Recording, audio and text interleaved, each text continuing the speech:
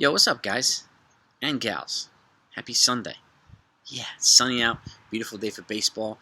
Yo, man, today's game is at 11:35. It's not your normal 1 o'clock, 1:10, 1:05. I don't know. It must be a Rob Manfred thing or something, but it's still a good weather day for baseball. So, Yankee baseball. And with that said, we're there in 38 and 15 right now. Okay, sole possession of first place. The Blue Jays are now sole owners of second place. They're 6.5 out. The Rays are 7 out. So, and the Boston Red Sox are 12 out. And even though they have fans chanting the Yankees suck at Fenway Park right now, sounds good to me. It's all good. So we're not the ones 12 games out. So I'll take that one way or another. But with that, here's today's Yankees lineup.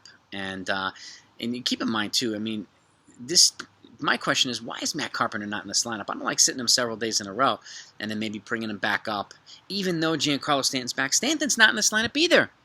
So how the hell is Carpenter not in it? Right? That's just my question now, but I don't know. I mean, Gallo and Hicks are in the lineup as usual, and I still think Cashman's going to continue to make moves until he moves one or both these guys. Hicks is going to be harder to move. He's on a team-friendly contract, as you know, even though he's shown signs of life. His production over the year makes the contract look like a freaking albatross. But if he gets back to some kind of moderate level of production, then his contract will actually look halfway decent. But with that, and I think Gallo, they're still looking to maybe increase some trade value or something. He might be a good change of scenery guy at this point too. I wish him well. It's just not working here, unfortunately. And the Yankees have to they have to fortify the lineup a little bit, because at some point, other teams are going to fortify their lineups, and if the Yankees do not, then they're going to be at a disadvantage, particularly in the postseason. So, Yankees have to get there, first of all, okay? And then, everybody knows it's a crapshoot in the postseason, so if the Yankees don't fortify a couple areas, like I said, other teams do, they might have some trouble. But speaking of trouble, here's the lineup. We got DJ LeMahieu leading off at third base. Aaron Judge is batting second in center field. Let me take the shades off of this bad boy. Anthony Rizzo batting third at first base. Josh Donaldson's cleaning up at DH. So there's no Carpenter, no Stanton. Gleyber Torres is batting fifth at second base. Aaron Hicks in left field batting sixth. IKF batting seventh at shortstop. Jose Trevino's at the dish catching. Joey Gallo batting ninth in right field. So the bottom part of our lineup is still suspect, with the exception of IKF and Jose Trevino. And then on the hill, Jordo. That's right, Monty. Jomo. I got a bunch of nicknames for him. Jordan Montgomery, baby. Yo, he's the only pitcher in this rotation with without a sub-3 ERA. His ERA is like 3.02. So everyone else is, floating from 150 to like 280 something with the Yankees. So this is reminding me of the mutant rotation that the Atlanta Braves had with Greg Maddux and Tom Glavine and John Smoltz. So 3 Hall of Famers in the rotation at the same time. This reminds me of that. This is a little bit deeper, obviously, but I don't know what other rotation I could think of that's performing at that level, and I hope they continue to do so. So, but yeah, he's on the dish. He's on the hill tonight.